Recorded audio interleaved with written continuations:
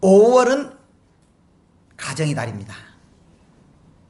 그래서 지난 주일부터 가정론에 대해서 시리즈로 설교를 하는데, 금년 5월은 성경에 있는 가족을 추적합니다. 지난 시간에는요, 어린이주일이라 그랬잖아요. 그래서 지난 시간에는 우리가 아담 그 아들 가인과 그의 후예들을 생각했습니다. 아담이 타락함으로 낳았던 그 자녀들 가인이 어떻게 했느냐, 간단히 말할게요. 그들은요, 하나님을 떠나서 열정적으로 일했습니다. 요즘 속된 표현으로 쇠가 빠지게 일했습니다. 그런데 두 가지가 문제가 됐습니다. 하나는 그렇게 열심히 일했지만 거기에는 하나님이 없었다는 사실이에요. 하나님 그들의 마음에서 추방시켜버렸다는 거예요. 두 번째로 그 결과 어떻게 됐냐, 쇠가 밖에 결혼했지만은 행복이 없었습니다. 그래서 동생을 죽이는 역할을 했고, 첩시를 했고, 또 가정들이 다 와해돼 버리고 무너져 버린 거예요. 그래서 그 가인 가정이 하나님께로 돌아와야 됐었는데 그 자녀들이 주님을 떠났다 것입니다. 오늘은 두 번째로 요게벳의 가정을 우리가 볼 건데, 오늘 그 어버이 주일이잖아요. 그 부모들은 어떻게 사느냐, 그걸 볼 것입니다. 자, 그 전에 우리가요, 보통 그러잖아요. 이 도토리 씨 아내가 그 안에 도토리가 있대요. 도토리 나무가 있대요. 그런 것처럼 이 성경 속에서도 창세기 안에는 성경 모든 진리가 거기다 포함되어 있습니다. 특별히 1장부터 11장까지는 성경의 모든 원리가 출발이 그 안에 다 있습니다. 그래서 신학자 볼링은 이렇게 말했습니다. 이 창세기는 성경의 모든 진리가 되어 있다. 모든 진리가 포함되어 있다. 그렇기 때문에 그 속에서 있는 모든 진리를 보면은 세상이 어떻게 시작이 됐고 어떻게 돌아갔고 어떻게 망한다, 그걸 우리에게 가르쳐준다고 말했습니다. 그러한 차원에서 우리가 이 성경을 보면은 성경이 어떻게 이 가정을 이루어졌느냐, 그걸 우리에게 좀 가르쳐주고 있습니다. 그 가정은 첫 번째로 27절, 창세기 1장 27절에 뭐라 그러냐 그러면은, 하나님이 자기 형상 곧 하나님의 형상대로 사람을 창조하셨다고 말합니다. 그러니까 하나님께서 이 세상을 창조한, 가정을 창조한 원리는 뭐냐 그러면, 첫 번째로 사람을 창조했는데 하나님이 두 가지였습니다. 하나님의 형상을 따랐고, 두 번째로 행복하게 창조했다는 사실이에요. 행복하게. 그러니까 여러분, 우리 가정이 행복하도록 노력해야 되고요, 행복하도록 기도해야 되고요, 이 세상을요 행복하게 살도록 노력해야 됩니다. 할렐루야. 두 번째로 28절에 보면 하나님이 그들에게 이렇게 명령을 하고 있습니다. 땅을 심고 여러 가지로 우리에게 말해주고 있는데, 거기에서 27절에 제가 좀 보면은 창세기 1장 28절에 이렇게 말하고 있습니다. 하나님이 그들에게 복을 주시며 하나님이 그들에게 이르시되 생육하고 번성하여 땅에 충만하라, 땅을 정보하라, 바다의 물고기와 하늘의 새와 땅이 움직이는 모든 생물을 다스리라, 그렇게 했습니다. 여기서 보면 정복하러 가는 것입니다. 정복하러 가는 말은 성경의 원문의 뜻을 이릅니다. 발로 밟다, 발로 밟다, 그렇게 말하고 있습니다. 그리고 복종하다는 거예요. 그러니까 우리는 이 세상을요, 이 세상의 지배자가 돼야지 지배를 받으면 안 된다는 거예요. 근데 그것도 거드름 피우고 교만스럽게 하는 것이 아니고 하나님께 감사함으로 이 세상을 다스리는 거예요. 여러분들, 이 세상에서 남을 지배받는 것도 중요하지만 이 세상을 정복하는 사람, 하나님의 영광을 위해 살아가는 성도가 되기를 주님으로 축원합니다. 할렐루야. 그 다음에 세 번째로 31절에 뭐라 하냐면은, 하나님이 지으신 모든 것을 보시니 보시기에 심히 좋았더라, 그렇게 말합니다. 이 세상을 창조할 때 하나님께서 뭐라 하냐면은 좋았다고 말합니다. 하늘을 지으시고 좋았더라, 땅을 지으시고 좋았더라, 동물 지으시고 좋았더라 말했습니다. 근데 특히 사람을 만드시고는 very very good 그렇게 말해요. 베스트라는 거예요. 너무너무 좋았다는 거예요. 여러분, 그러니까 우리의 눈을 조금 다르게 봐야 됩니다. 우리의 가족들을 사랑의 눈으로 보십시오. 할렐루야. 우리 성도들을 사랑의 눈으로 보십시오. 좋았다는 거예요. 그리고 좀 못생겨도 그렇게 말하지 마세요. 독특하게 생겼군요 그렇게 말하시라고. 할렐루야. 저도 가끔 독특한 사람 보기는 봐요.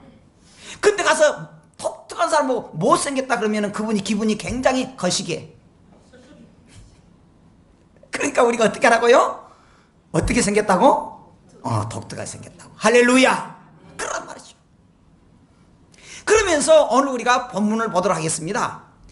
이 요게벳의 가정이 뭐냐 그러면은 레위 가족 중 한 사람이 가서 레위 여자에게 장가들 레이집합니다.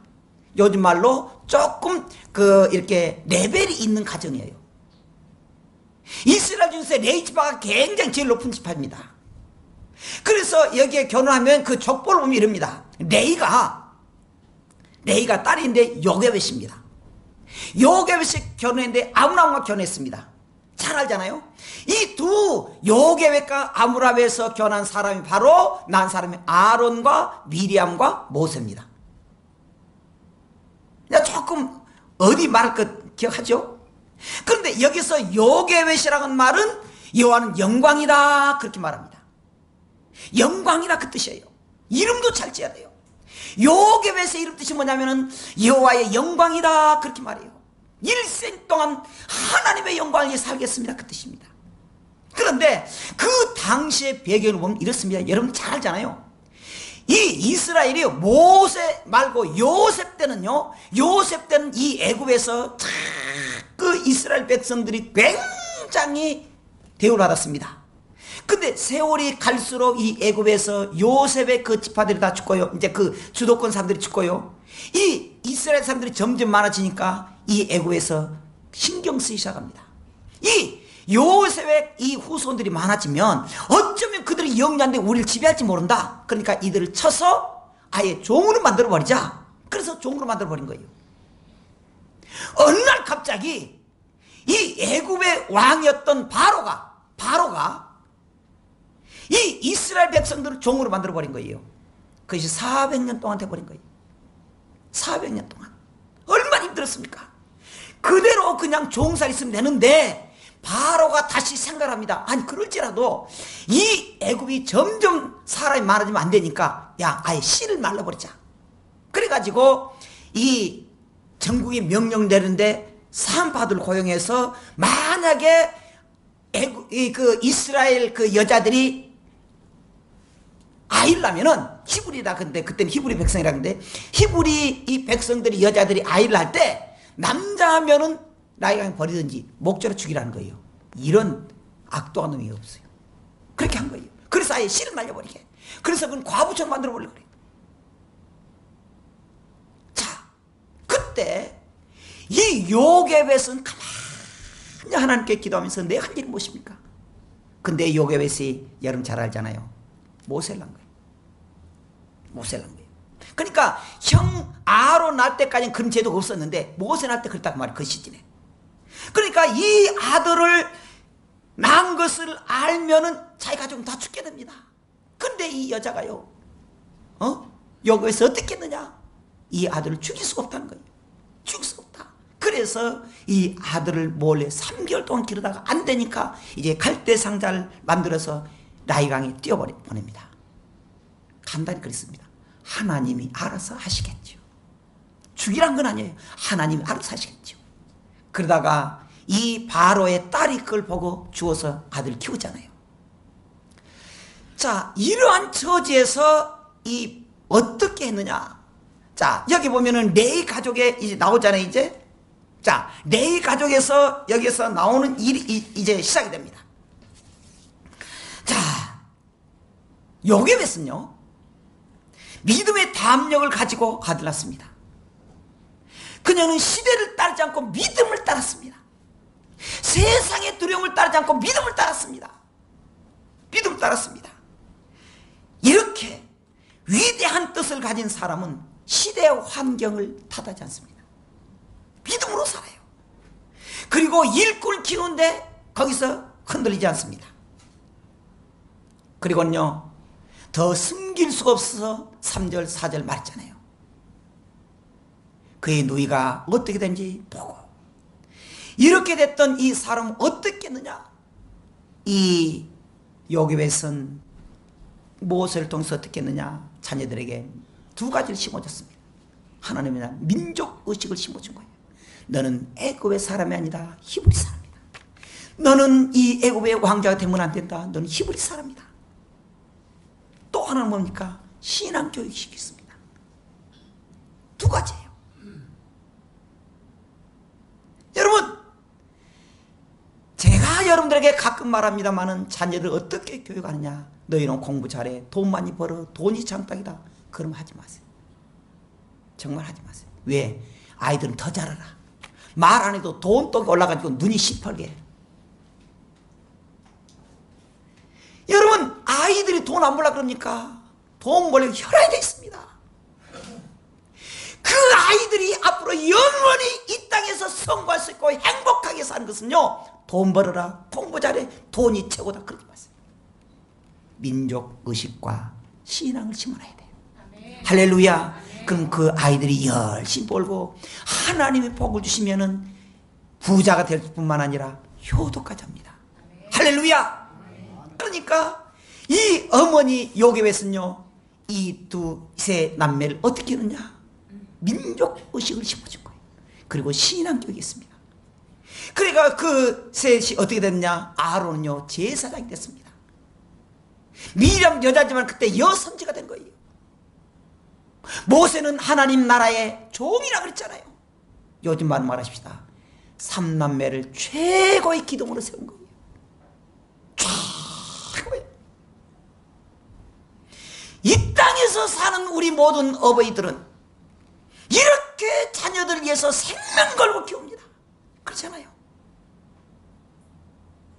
자녀들이 힘들고 어렸을 때 어떻게 하느냐. 생명 걸고 키워요.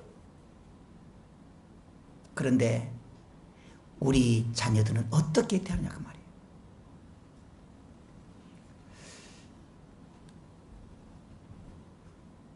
조금 나온 것이 좀 틀리는데 이런 말이 있잖아요. 이따 좀 나올 것 같은데, 장가간 아들은 큰 도둑, 딸은 이빈 도둑, 며느리는 뭔 도둑? 점도둑, 손자 손녀들은 떼강도. 부모들은요, 자녀들이 잘 되기 위해서 집에 오면 하나씩 다 퍼주려고. 그게 부모예요. 그런데 언젠가 어느 회사에서 이런 광고를 했으면 여러분들도 아마 봤을 거예요. 신문에 다 일면을 냈습니다. 아버지에 대해서 이렇게 말했습니다. 29세 결혼한 아버지가 말이에요. 14시간을 기다려서 자식의 울음소리를 들을 수 있었다. 당신은 신을 믿지 않았지만 당신도 모르게 기도를 드렸습니다. 37세 자식이 초등학교에 들어가 우등상을 탔다. 당신은 액자를 만들어 가장 잘 보이는 곳에 걸어두었습니다. 아직도 당신의 방에는 누렇게 바랜 액자가 걸려 있습니다. 43세 일요일 아침 모처럼 자식과 뒷산 약수도로 올라갔습니다. 이웃 사람들은 자식이 아버지를 닮았다며 인사를 건넸습니다. 당신은 괜히 기분이 좋았습니다. 48세 자식이 대학 시험을 보러 갔습니다. 당신은 평소와 다름없이 출근했지만 하루 종일 일이 손에 잡히지 않았습니다. 53세 당신이 첫 월급을 타서 네일을 사왔습니다. 당신은 쓸데없이 돈을 쓴다고 나무랐지만 밤이 늦도록 그 네일을 입어보고 또 입어보았습니다. 61세 딸이 시집을 가는 날이었습니다. 딸은 도둑 같은 사이 얼굴을 쳐다보며 함박꽃을 피웠습니다. 당신은 나이 들고서 처음으로 눈시울이 붉어졌습니다. 오직 하나 자식 잘되기만을 바라며 살아온 한평생. 하지만 이제 희끗희끗한 머리로 남으신 당신, 우리는 당신을 아버지라 부릅니다. 이 광고를 보고 많은 사람이 울었다 그럽니다. 이 우리 시대의 아버지상 숨김없이 표현한 글입니다. 그리고 이어지는 어머니에 대해서 이렇게 말합니다. 21세 당신은 고개를 두 개 넘어 얼굴도 본 적이 없는 김씨 댁의 큰 아들에게 시집을 왔습니다. 26세 시집 온 지 5년 만에 자식을 낳았습니다. 당신은 그제서야 시댁 어른들한테 며느리 대접을 받았습니다. 32세 자식이 밤늦게 급체를 앓았습니다. 당신은 자식을 얻고 읍내병원까지 20리를 달렸습니다. 40세 그의 겨울은 유난히 추웠습니다. 당신은 자식이 학교에서 돌아올 무렵이면 자식의 외투를 입고 동구 밖으로 나갔습니다. 그리고 자식의 당신의 체온으로 덮여진 외투를 입혀주었습니다. 52세 자식이 결혼할 여자라고 집으로 데려왔습니다. 당신은 분칠한 얼굴이 싫었지만 자식이 좋다고 하니까 당신도 좋다고 말했습니다. 60세 환갑이라고 자식이 모처럼 돈을 보냈습니다. 당신은 그 돈으로 자식의 보약을 지었습니다. 65세 자식 내가 바쁘다며